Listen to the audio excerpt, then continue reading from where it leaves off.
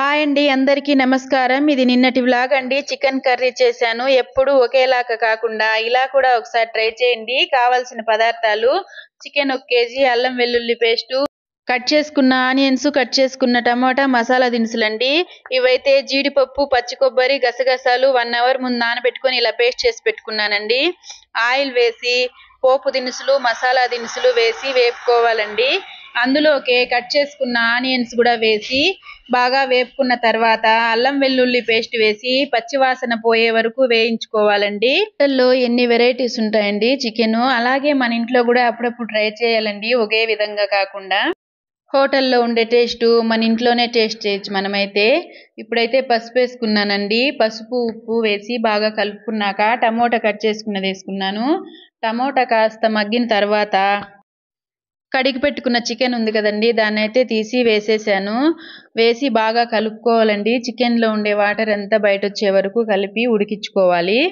నేను ఎప్పుడైనా హోటల్లోనో ఫంక్షన్స్లోనో తిన్నాననుకోండి, non veg కానీ వెజ్ కానీ, ఖచ్చితంగా ఇంట్లో ట్రై చేస్తానండి.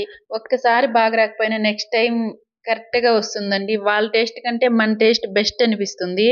అట్లయితే చేసుకోగలము. మనం ఎవరైనా చేసుకోగలమండి ఇంట్లో, కొంచెం గట్టిగా ప్రయత్నించాలంతే. ఇప్పుడైతే చికెన్లోని వాటర్ అంతా బయట వస్తూ ఉందండి. ఇలా రావడానికైతే ఓ 10 to 15 మినిట్స్ పడుతుందండి. అలాగే వదిలేయాలి. తర్వాత కారం, ధనియాల పొడి వేసి అయితే బాగా కలుపుకోవాలండి. మనం పసుపు అన్నీ అయితే ముందే వేసేసాం కాబట్టి ఆ రెండే వేసి బాగా కలిపి ఆయిల్ పైకి తేలే వరకు వాటర్ వేయకుండా అయితే అలాగే కలుపుకోవాలండి. నేనైతే ఇలా కలిపిన చికెన్ అంటే నాకు భలే ఇష్టం అండి. వాటర్ వేయకముందు కాస్త అయినా టేస్ట్ చూసేస్తాను. నేనైతే ఓ బౌల్లోకి వేసుకొని అయితే తినేసాను ఇలా కలిపి పెట్టిన వెంటనే. తర్వాతే వాటర్ పోసాను. పూర్తిగా ఉడికిన చికెన్ కంటే హాఫ్ బాయిల్ చికెన్ చాలా టేస్టీగా ఉంటుందండి. మీకు కూడా నచ్చుతుందా? నచ్చితే కామెంట్ చేయండి. ఇలా ఎవరైనా ట్రై చేస్తారా? ఓ 10 మినిట్స్ ఉడికిన తర్వాత మనం మసాలా పేస్ట్ చేసి పెట్టుకున్నాం కదండి, అది ఇందులో వేసి ఓ 5 మినిట్స్ ఉడికించుకుంటే చికెన్ కర్రీ రెడీ అండి. ఇందులోకే కొత్తిమీర, కట్ చేసుకున్న కొత్తిమీర, పుదీనా వేసి బాగా కలుపుకోవాలండి. కొత్తిమీర, పుదీనా వేసిన తర్వాత ఓ 2 మినిట్స్ ఉడికితే సరిపోతుందండి.